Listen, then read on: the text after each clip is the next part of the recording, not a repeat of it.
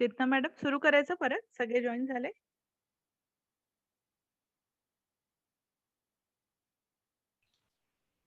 Ma'am सुरू करूया. Join होतायत, पण आपण सुरू करायला हरकत नाही. बरं, चालेल. हो, हो. मग जसं आपण बोलत होतो, की ब्रेस्ट स्वतःचे स्तन परीक्षण कधी करावं, तर 5 ते 7 दिवसानंतर आपलं मासिक पाळी सुरू झाल्यानंतर. अ, ज्या महिलांची पाळी पूर्ण गेलेली आहे, त्यांनी महिन्यातली कुठली एक तारीख फिक्स करून घ्यावी आणि त्या दिवशी करावं. आय थिंक प्रेग्नंट वुमेन आपण जसं म्हटलं, की आधी जसं सेम डेटला कारण त्यांची पण पाळी तेव्हा बंद असते. त्यामुळे महिन्यातला कुठला पण एक दिवस ते तपासणी करू शकतात. आणि तेव्हा पण महत्वाचं असतं कारण की प्रेग्नंट महिलांमध्ये सुद्धा आणि बाळाच्या जन्मानंतरचा 1 वर्ष कालावधीमध्ये ब्रेस्ट कॅन्सर किंवा स्तनाच्या कर्करोगाचं प्रमाण हे वाढलेलं असतं कधी पण. त्यामुळे त्या काळात पण स्वतःच्या स्तनाचे परीक्षण करणं गरजेचं आहे. त्याच पद्धतीने आणि ही स्वतःच्या स्तनाचे स्वपरीक्षण हे आपण महिन्यातून एकदा नक्की केलं पाहिजे. क्लिनिकल ब्रेस्ट एक्झामिनेशन आपण थोडं फास्ट घेऊन टाकू. इट इस डन बाय म्हणजे डॉक्टर्स कडून केलेल्या स्तनाच्या परीक्षणेला क्लिनिकल ब्रेस्ट एक्झामिनेशन म्हणतात.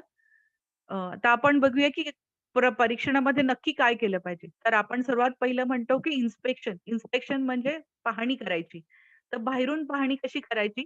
की साधारणपणे आपण सजेस्ट करतो की आपण जेव्हा अंघोळ करतोय, तेव्हा आपण आपल्या प्रत्येकाच्या म्हणजे अंघोळ न्हाणीघरामध्ये जर आरसा असेल, तर त्या आरशासमोर उभं राहून ही तपासणी आपण 100% करू शकतो. कारण ती जास्त फिजिबल राहील तेव्हा करणं. तर आपण इन्स्पेक्शन कधी करायचं आणि कसं करायचं हे आपण थोडक्यात बघूया. तर स्तन आपण हे 4 भागांमध्ये डिव्हाईड करतो. अपर आउटर, अपर इनर, लोअर आउटर आणि लोअर इनर. हे खूप इतकं महत्वाचं नाहीये, पण 4 भाग आहे एवढं साधारणपणे आपल्याला अ, सगळ्यांना कळू शकतं. त्याच पद्धतीने आपण कसं करायचं, की जसं मी म्हटलं, की आपण अंघोळ करताना सुद्धा तपासणी करू शकतो. असं आरशाच्या समोर करायचं. तर नक्की करून बघायचं काय? तर आपण बसून नाही करता आलं, उभं राहून जरी केलं तरीही चालणार आहे. त्याच्यामध्ये आपण बघतो आहे, की दोन्ही बाजूच्या स्तनांचा आकार कसा आहे? दोन्ही आपल्याला सारखे दिसतायत का? दोन्ही बाजूचे जे स्तनाग्र आहेत, त्यांची लेव्हल एकच आहे का? आपण जेव्हा आरशासमोर उभं राहून बघतो, तेव्हा 100% आपल्याला एखाद्या बाजूला काही उंचवटानं आला नाहीये ना, हे आपल्याला नक्की कळून जातं. आणि त्याच बरोबरीने आपल्याला थोडासा हात वरती करून आपले जे बगलेच्या जागा असतात, तिकडे सुद्धा आपण एकदा बघून घ्यायचं, की आपल्याला काही उंचवटा वगैरे दिसत नाहीये. दुसरी एक पद्धत असते, की ते आपण झोपूनही करू शकतो. ही नक्की आपल्याला बाहेर करावी लागेल. पण ही पण एक पद्धत आहे, की ज्याच्यामध्ये आपण झोपलेल्या अवस्थेमध्ये सुद्धा आपलं परीक्षण करू शकतो. पण याच्यामध्ये बघण्यापेक्षा जास्त आपण ते फील करून बघणार आहोत, म्हणजे पाल्पेट करून बघणार आहोत. त्याच पद्धतीने आता मी जसं दाखवते, की नक्की आपल्याला बघायचं काय आहे. तर जसं म्हटलं, की आपण त्याची आकार बघणार आहे, शेप बघणार आहे, दोन्ही बाजूचा सारखा आहे की नाही. त्याच पद्धतीने कुठल्या बाजूला उंचवटा दिसतो आहे का? आपले निपल काही आतमध्ये एका बाजूचं निपल किंवा स्तनाग्र काही आतमध्ये ओढलं गेलेले आहे का? किंवा स्तनाच्या आकारामध्ये काही डिंपल पडलेला आहे का? साधारणपणे आपण म्हणतो, की असे एखाद्या बाजूला काहीतरी चिपकले गेले, आतमध्ये ओढलं गेलं आहे का ते बघणं किंवा कुठे आपल्याला काही रेडनेस दिसतो आहे किंवा लालसर चट्टा दिसतो आहे का? किंवा वरच्या पूर्ण स्तनाची काही आकार म्हणजे आज जो वरतून जी आपली त्वचा असते तिचा काही रंग बदलला आहे का? या गोष्टी आपण बघणार आहोत. त्याचबरोबर स्तनाग्रामध्ये आपण काय बघणार आहे, तर त्यांची जागा मी जसं म्हटलं आपण दोन्ही बाजूचे बघताना त्यांची जागा एकाच लेव्हलला दोन्ही आहेत का? किंवा एखादं कदाचित आतमध्ये गाठ असल्या कारणाने ते ओढलं गेलेलं असतं एका बाजूला किंवा ते एका थोडंसं आतमध्ये ओढलं गेलेलं असतं किंवा त्याच्यातून काही बाहेर असं बघतानाच आपण बघतोय, की त्याच्यातून काही निघतं आहे का? स्तनाग्रातून काही डिस्चार्ज निघतो आहे का? तो संक्षिप्तमध्ये एकाच स्लाईडमध्ये दाखवण्यासाठी ही स्लाईड मी पुन्हा घेतली, की आपण पुरत काय बघणार आहोत, की कुठे आपल्याला काही लंप दिसतोय का? लंप म्हणजे सूज. कुठे आलेली सूज दिसते आहे का? त्यानंतर स्तनाग्रातून काही आपल्याला इथे त्याचा आकार बदलला आहे, आतमध्ये ओढलं गेलेलं आहे, फ्लॅट झालेलं आहे किंवा एकदम आतमध्ये ओढलं गेलेलं आहे किंवा एका बाजूला झुकलेलं आहे. वरच्या त्वचेमध्ये काही बदल झालेला आहे, आकारामध्ये काही बदल झालेला आहे आणि स्तनाग्रातून काही निघतं आहे. हे आपण पुढे जाऊन पुन्हा बघणार आहोत. तर आता आपण बघितलं, की पूर्ण फक्त बघताना काय बघायचं असतं, बरेच आपल्या स्तनाग्राची पाहणी. तर त्याच बरोबरीने आपण त्याला दाबून किंवा त्याच्यामध्ये हात नी कशी तपासणी करायची असते. तर आपण हे पाल्पेशन म्हणतो. ते दोन्ही पद्धतीने करू शकतो. जे पाल्पेशन आपण बसलेला असताना करू शकतो किंवा उभं राहिलेलं असताना आपण करू शकतो. तर हे हे अशा पद्धतीने करायचं, ज्याला आपण आपल्या हाताचे पॅड ऑफ 3 मिडल फिंगर्स वापरतो. म्हणजे आपली अनामिका, मधलं फिंगर आणि इंडेक्स फिंगर जे असतं, ह्या तिघांचा उपयोग करतो आपण आणि त्याचे जे वरचे भाग असतात आपल्या, वरच्या भागांचा फ्लॅट सरफेस आपण वापरतो. त्याला आपण पॅड ऑफ 3 मिडल फिंगर्स म्हणतो. याच्याने आपण पाल्पेशन करणार आहोत. म्हणजे स्तनाची तपासणी करायची आहे. तर ती कशी करायची? तर त्याच्या वेगवेगळ्या पद्धती आहेत. ज्याला जी आवडेल त्या पद्धतीने ते करू शकतात.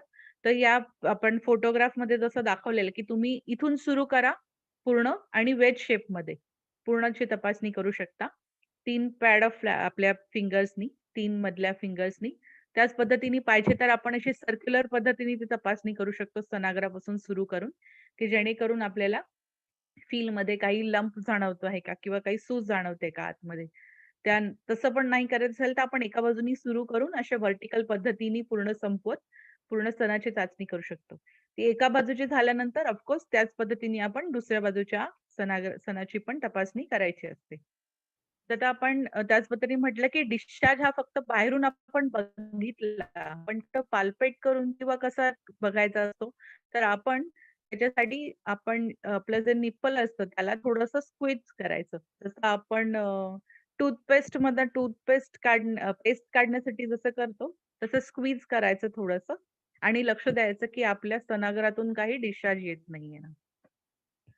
तर हे या ज्या गोष्टी बघितल्यानंतर आपण म्हणतोय, की हे थोडे मोर डिटेल्ड आहेत. हे आपल्यासाठी नाही आहेत महत्त्वाचे.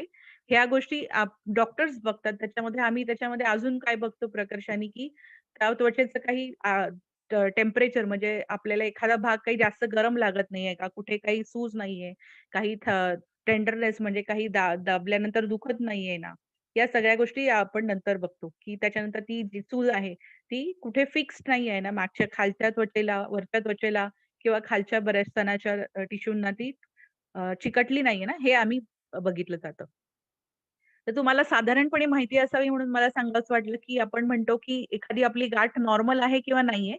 तर हे जे मी पिक्चर्स दाखवले आहेत, या स्थितीमध्ये आपल्याला कधीही डायग्नोज नाही करायचंय. हे खूप एडवान्स स्टेजेस दाखवलेले आहेत. पण सगळ्यात महत्त्वाचे म्हणजे मॅलिग्नंट ट्युमर्समध्ये ती लंप थोडा हार्ड असतो. तो पेनलेस असतो युजुअली. इर्रेग्युलर म्हणजे आपल्याला सरफेस असा लागणार नाही व्यवस्थित हाताला. तो थोडासा ओबड-धोबड लागेल. कधी फिक्स्ड असतात स्किनला किंवा खाली. स्किन डिम्पलिंग असते. तर मला हे दाखवायचं होतं, की आपली फिक्स्ड असेल तर कधी-कधी असं थोडंसं ओढलं गेलेलं आपल्याला दिसलं पाहिजे. या पिक्चरमध्ये दाखवलेल्या कुठल्याही पद्धतीच्या ट्यूमर आपल्याला पर्यंत थांबलं गेलेलं नाही पाहिजे. ह्या सगळ्या एडवान्स स्टेजेस ऑफ ट्यूमरचे पिक्चर्स मी इथे दाखवलेले आहेत. ज्याच्यामध्ये आपण म्हणतो, की त्वचावरती ही पूर्ण आपलं जे ऑरेंज असतं, संत्र्याच्या सालीसारखी होणं किंवा पूर्ण इतकी सूज येणे पूर्ण. त्यानंतर इतका अल्सर होऊन जाणं, ह्या सगळ्या ॲडव्हान्स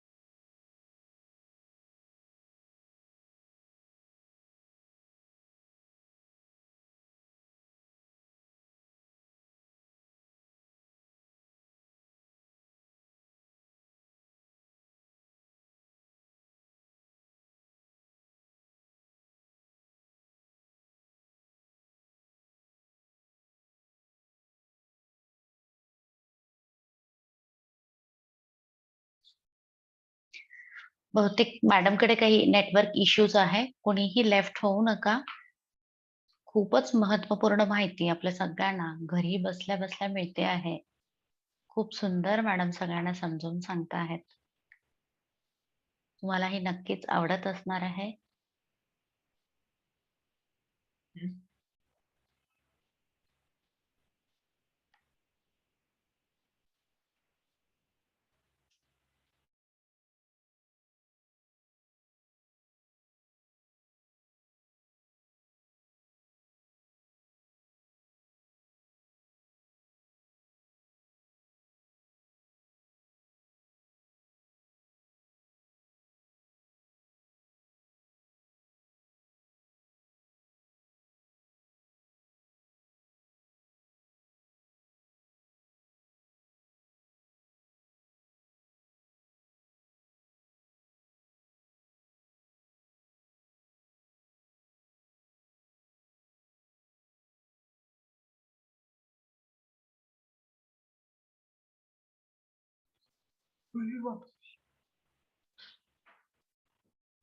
मॅडम जॉइन होतातच आहे.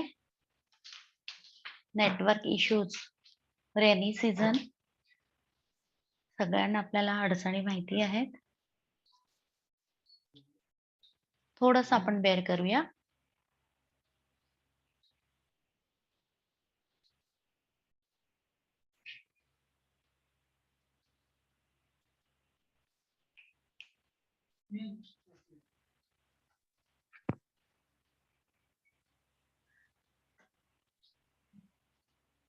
हॅलो.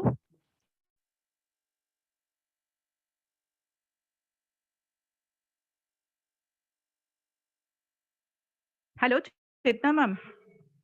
पुन्हा आय थिंक स्क्रीन डिसेबल्ड आहे. तरी मी थोडक्यात सांगते, जर ठीक आहे आपल्याला स्लाइड्स नाही मॅम बघता आल्या तरी हरकत नाही. हां. Ma'am you are host now.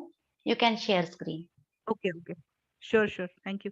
Sorry for inconvenience. माझी नेट अचानक बंद झाली होती म्हणून.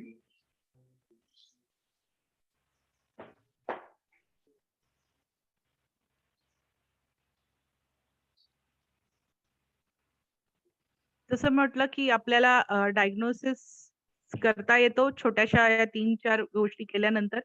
त्यामध्ये आपण एकच मिनिट. तर ट्रीटमेंटमध्ये असतं, की आपल्याला या सगळ्या गोष्टींचा उपयोग होतो, ज्याच्यामध्ये आपण सर्जरी करतोय, रेडिएशन थेरपी करतोय. किमोथेरपी म्हणजे आपण सलाईनद्वारे काही औषधं देतो आणि त्याच्यानंतर आता तर आजारामध्ये काही आपल्याला हार्मोनची ट्रीटमेंट पण अवेलेबल आहे, की ज्याच्यामध्ये आपण आजार बऱ्यापैकी कंट्रोल करू शकतो भरपूर वर्ष. त्याच पद्धतीने आपण म्हणतो, की रिस्क फॅक्टर सगळ्यांना माहिती असतं, की बाबा मला नक्की जास्त त्रास कधी आहे किंवा माझ्या फॅमिलीमध्ये आजार आहेत, तर मी कधी स्वतःची पण तपासणी केली पाहिजे. तर हे ढोबळमानाने मी जास्त दाखवलेलं आहे, की जर समजा आपल्या कुटुंबामध्ये एकापेक्षा जास्त व्यक्तींना एकाच प्रकारचा कॅन्सर असेल तर. जसं आपण महिलांमध्ये म्हणू, की 2 म्हणजे आईला पण स्तनाचा कॅन्सर होता, बहिणीला पण आहे, तर 100% आपण त्यांची पण तपासणी झाली पाहिजे. की ज्याच्यामध्ये आपण जेनेटिक टेस्टिंग म्हणतो ती झाली पाहिजे असते. कारण आपली रिस्क थोडी जास्त असते स्तनाचे कॅन्सर होण्याची किंवा आपल्याला अंडाशयाचे कॅन्सर होण्याची. आपल्या फॅमिलीमध्ये कोणाला कोणाला मेल स्तनाचा कॅन्सर असेल किंवा पुरुषांमध्ये स्तनाचा कॅन्सर असेल किंवा आपल्या फॅमिलीमध्ये कोण एका व्यक्तीला एकपेक्षा जास्त कॅन्सर झालेले असतील.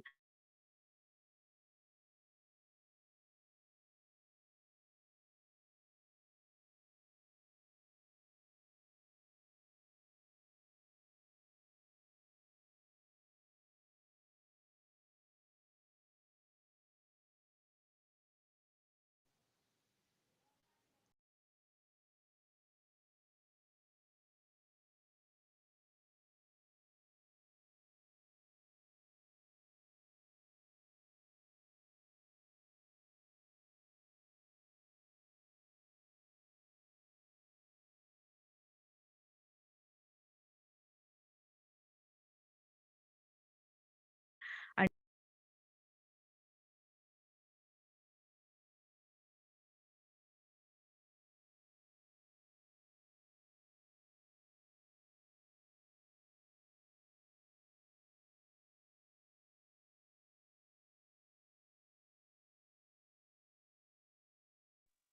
हॅलो, हॅलो, चेतना मॅम, आवाज येतोय का ऐकायला माझा? हो मॅम, येतोय तुमचा आवाज. बरं. कंटिन्यू करा, येतोय आवाज. बरं, ठीक आहे. पण जरा स्क्रीन शेअर नाही करता येत आहे. ठीक आहे, मी संपवून घेते. मग आपण प्रश्न घेऊया. की असं म्हटलं की आपल्याला ब्रेस्ट कॅन्सरचे जे रिस्क फॅक्टर आहेत ते टाळता येतात. ज्याच्यामध्ये आपण म्हणू की एक्सेस वेट असणं, त्याच्यानंतर की कुणालाही म्हणजे आपण नलीपॅरिटी म्हणतो किंवा मुलं नसणं किंवा आपण फार कमी वेळ ब्रेस्ट फीडिंग केलेलं असेल, ह्या थोड्याशा ॲडेड रिस्क फॅक्टर्स असतात. आणि त्याच पद्धतीने आपल्याला डेली रुटीन जितक्या जास्त प्रमाणामध्ये करता येईल तेवढी एक्सरसाइज करणं, हार्मोन रिप्लेसमेंट थेरपी थोडं टाळणं किंवा त्याच्यामध्ये आपण म्हणतो की इस्ट्रोजेन नसलेली हार्मोन रिप्लेसमेंट थेरपी घेणं आणि अल्कोहोलचं प्रमाण कमी असणं किंवा अल्कोहोल टाळणं, ह्या सगळ्या गोष्टी आपल्यासाठी प्रोटेक्शन म्हणून ब्रेस्ट स्तनाचा कॅन्सर टाळण्यासाठी वापरता येतात. So the most important part is आपण जेव्हा once you choose hope anything is possible. जेव्हा आपण एखादी गोष्ट सकारात्मक दृष्टीने बघतोय, तेव्हा आपल्याला सगळ्या गोष्टी शक्य असतात. आणि त्याच बरोबरीने आपण म्हणतो आहे, की ज्याच्याकडे सकारात्मक दृष्टी असते, तो स्वतःही त्याचं आयुष्य आनंदी असतं. मग ते छोटं का असेना किंवा मोठं का असेना आणि तो डेफिनेटली दुसऱ्याचं आयुष्य आनंदी करण्यासाठी त्याला मदत करत असतो. सो सगळ्यात महत्वाचं आहे, की कर्करोग आपल्यापासून जरी झालाच, तरी तो आपल्यापासून काही हिरावून घेणार नाहीये.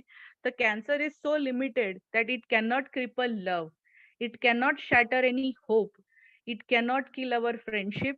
It cannot eat away our peace. It cannot silence the courage and it cannot corrode our faith.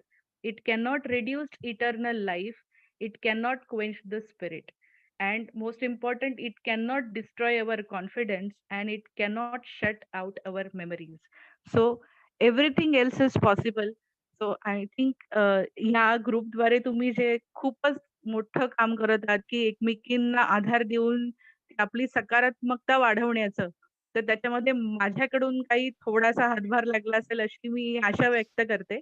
आणि माझा टॉक संपवते आणि जसं आम्ही चेतना मॅडमशी पण शेअर केलं होतं आणि मगाशी पण मी बोलले, की I will be looking forward की कुणालाही कधी काही हेल्प लागली, तर I will be always there.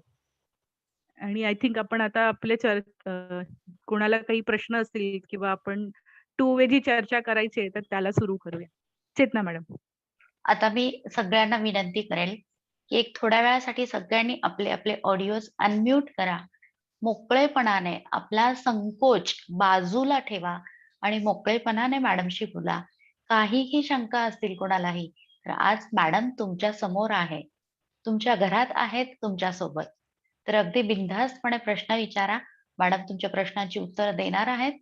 आणि अजून एक सगळ्यांना सांगते आहे, की मॅडमने सांगितलंच आहे, की जे मेंबर्स आज आपल्या सेशनमध्ये सामील झालेले आहेत, या सगळ्या मेंबर्ससाठी पुढील 1 महिनाभरात तुम्ही कधीही गेलात, Mumbai onco care centre, Adgaon नाका, नाशिक इथे असलेल्या सेंटरमध्ये तुम्ही कधीही गेलात, तर तुम्हाला मोफत समुपदेशन मिळणार आहे.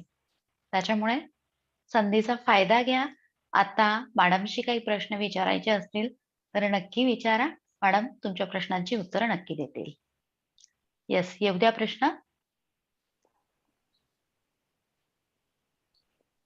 मॅडम आय थिंक त्यांना अनम्यूट करता हा. येत नाहीये का? कारण नमस्ते. नाही.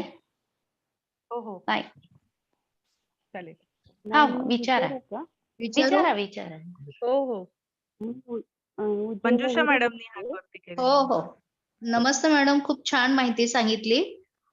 माझं वय 48 आहे मॅम. हो.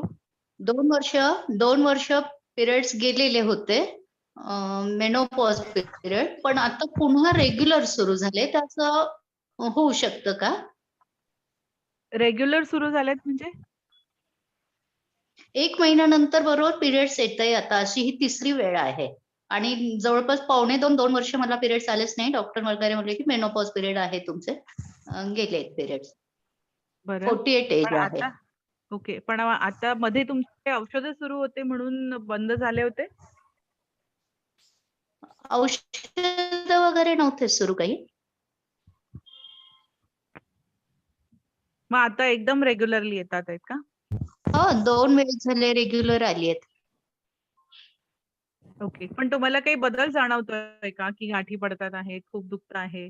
कारण मी जसं म्हटलं की मेनोपॉज एकदा आपण म्हटल्यानंतर पुन्हा रक्तस्राव होणं आपल्याला इन्व्हेस्टिगेट करायला गरज असते. म्हणजे खूप ब्लिडिंग 1 दिवस होतं. 1 ते 2 दिवस खूप ब्लिडिंग होतंय आणि त्यानंतर नाही. त्रास आधी जसा व्हायचा तोच नॉर्मल त्रास होतोय. तसं असेल तर मग एकदा आपण गायनेकोलॉजिस्टना दाखवून घेऊया. कारण की असं शक्यतो होत नाही. कारण की नक्की त्याला काहीतरी कारण असेल, की तुम्ही काही दुसरी थेरपी घेत होता का? काही आयुर्वेदिक औषधं चालू होती, होमिओपॅथी औषधं चालू होती. काहीतरी असल्या कारणाने तिथे आपलं जे होतं मासिक पाळीचं ते सपरेशन झालं होतं आणि आता ती पुन्हा सुरू बरं. झाली आहे. तर आपल्याला फक्त एवढंच बघावं लागेल, की आतमध्ये अजून काही घडत नाहीये, की जेणेकरून तो रक्तस्राव होतोय. पण तुम्ही जसं म्हणताय, की दर महिन्यातूनच एकदा येतो. तर त्याच्यासाठी आपण पाहिजे तर हां. लेव्हल्स पण करून बघता येतात जास्त कन्फर्म करण्यासाठी. Okay, okay. ठीक. Thank you ma'am. हो, चालेल. विचारा. पुढे कोणाला काही विचारायचंय? मॅम हां. मी मोठ्याने विचारू ना? बोला. तुमचा आवाज खूप बारीक आहे. थोडं मोठ्याने बोला. हो, हो. बोला. शैलजा मॅडम बोलताय ना? नाही, हॅलो, मी उत्पल हिरे धन्यवाद मॅडम. बोलते. खूप छान माहिती सांगितली आपण.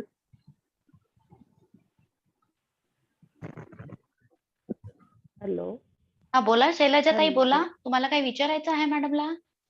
नाही, धन्यवाद. ओके, धन्यवाद. फक्त ओके. धन्यवाद म्हटलं मी. छान शैलजाताई वाटली मला माहिती. शैलजाताई आम्ही हो. सगळ्यांना मजेत ठेवण्याचा प्रयत्न करतो आहोत.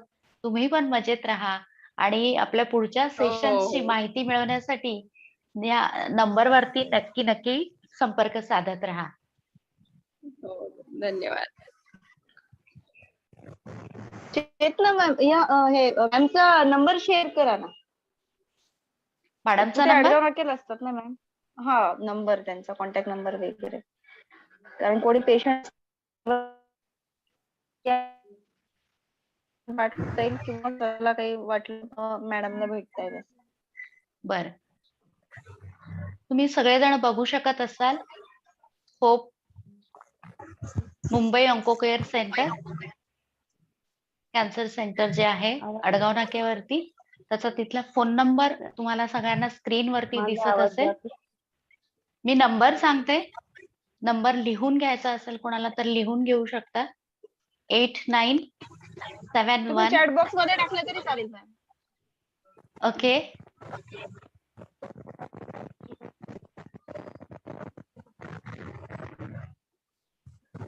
सोनल मॅम मला एक प्रश्न विचारायचा आहे, की बऱ्याच वेळेस महिलांना आता आपण बघतो आहोत, की गणपती आहेत, गौरी आहेत किंवा दिवाळी आहे. मग पूजा वगैरे घरात असल्या, की बऱ्याच स्त्रियांना सवय असते, की पिरियड्स पोस्टपोन करायचे किंवा प्रीपोन करायचे.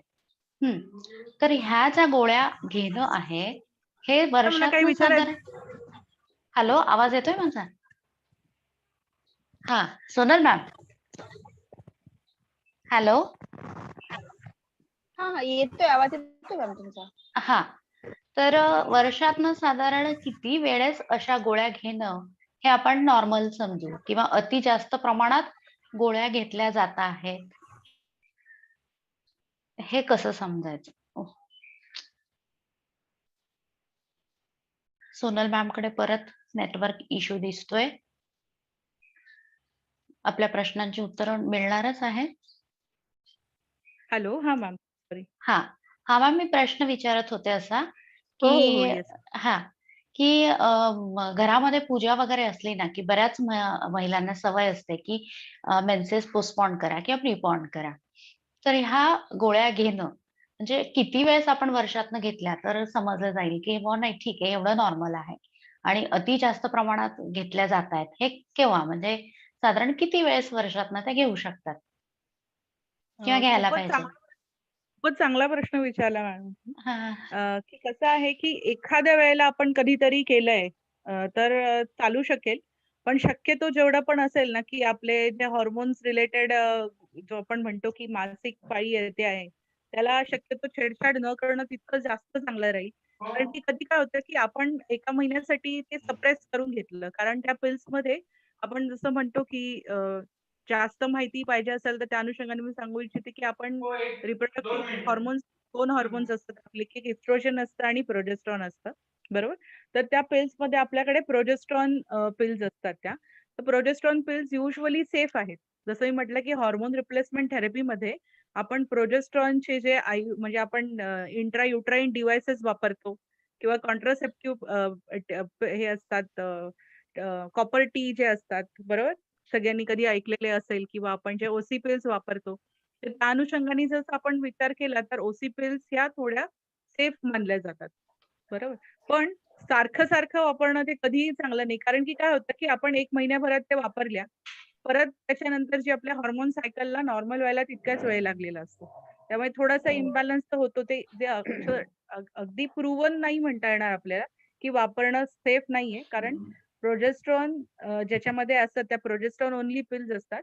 ते त्या अनुषंगाने सेफ असतात. पण जसं तुम्ही आता विषय काढलाच आहे, किती वेळा वापरल्या पाहिजेत. तर त्याला असं बंधन नाहीये, की पण शक्यतो माझं पर्सनल सजेशन असं राहील, की जेवढ्या कमी प्रमाणामध्ये आपण आपल्या नॉर्मल जे हार्मोनचे चक्र आहे, त्याला डिस्टर्ब करणं कमी करू, तेवढं जास्त चांगलं राहतं. कारण की त्याच्यानंतर मग ज्या लेव्हल ज्या कमी जास्त झालेल्या असतात, त्यांना पूर्वपदावरती यायला पुन्हा वेळ लागतो.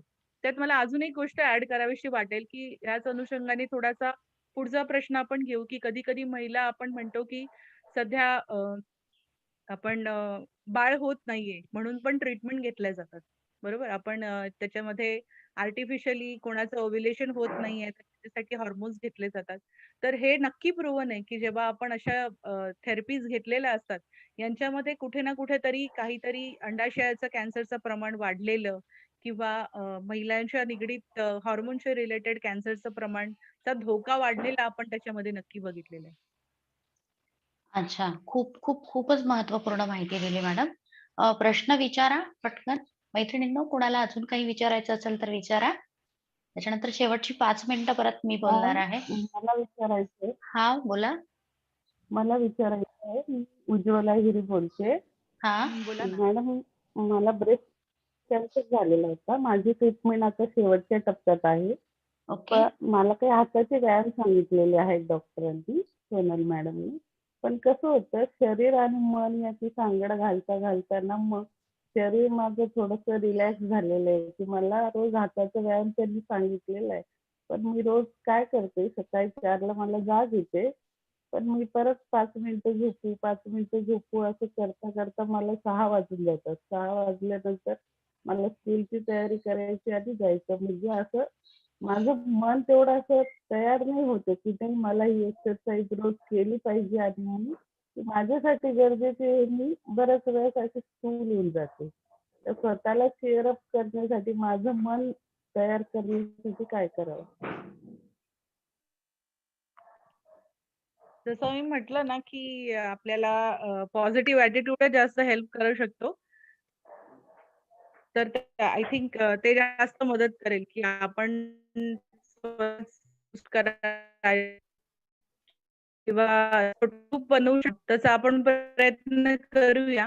तुमच्या अनुषंगाने जसा प्रश्न आलेला आहे आपल्याकडे. कारण उज्ज्वला जी आपल्या सेंटरला ट्रीटमेंट करते आणि त्यांची ट्रीटमेंट पूर्ण हो, हो. झालेली आहे. आणि आपण त्यांच्यासाठीच मागे सुद्धा एक सेशन घेतलं होतं आम्ही होप एमओसी तर्फे. अगदी व्यायामाचा पण सेशन झाला होता व्यायामचे योग गुरूंकडून. तर तसा आपला प्रयत्न राहील. आपण त्याच्यासाठी प्रयत्न करू अजून. पण मी म्हणाले, की पॉझिटिव्ह ॲटिट्यूड आपल्यालाच ठेवावं लागणार आहे. कारण एक्सरसाइज आपल्यालाच करायची आहे. ठीक आहे.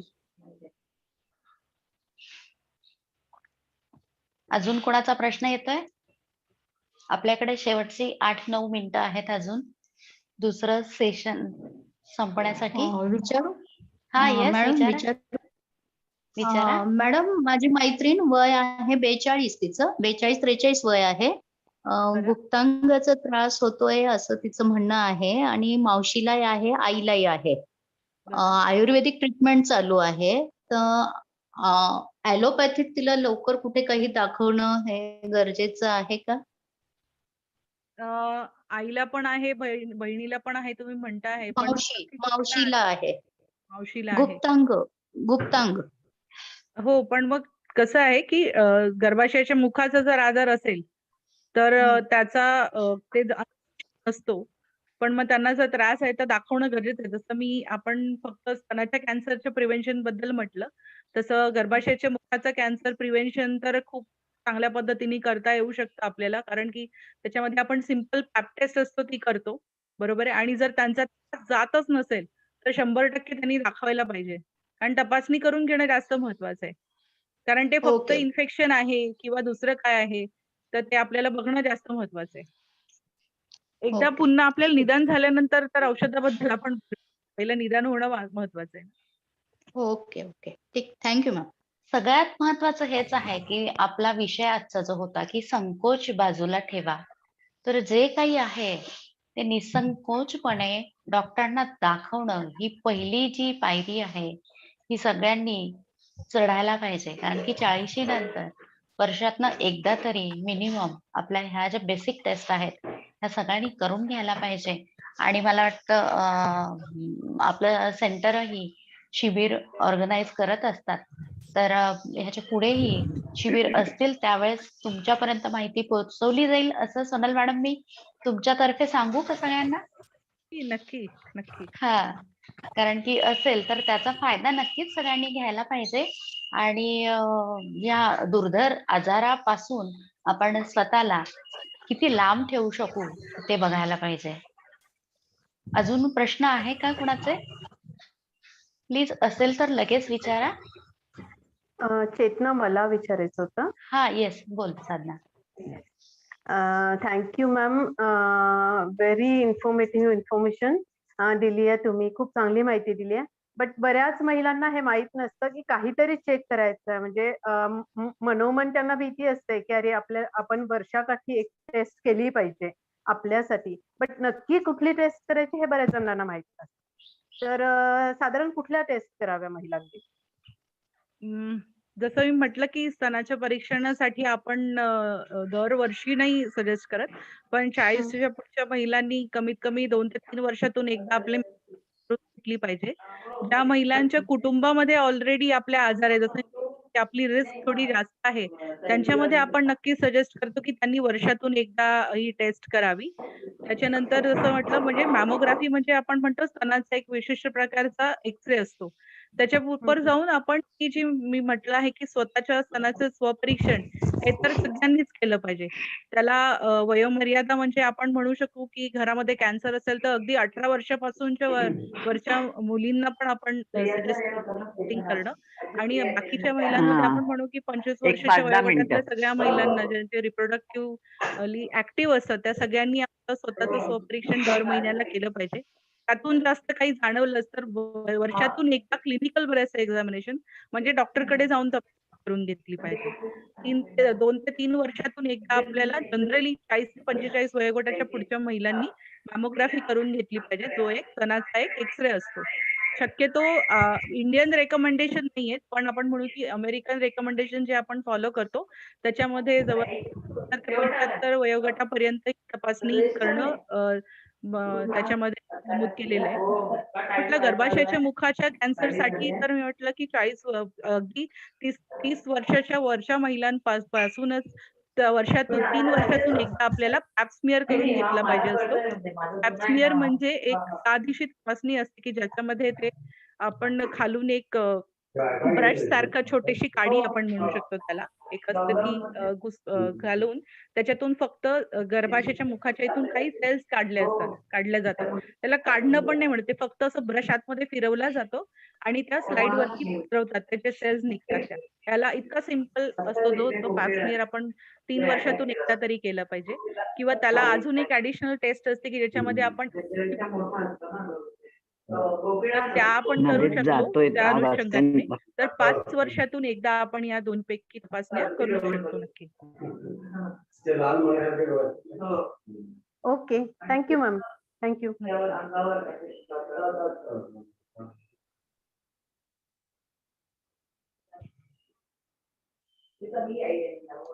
चेतना मॅडम तुम्ही म्यूट आहात. अजून प्रश्न आहे कुणाचा? अजून प्रश्न आहे का कुणाचा? सुधाताई काही बोलायचंय सोनल मॅडमशी?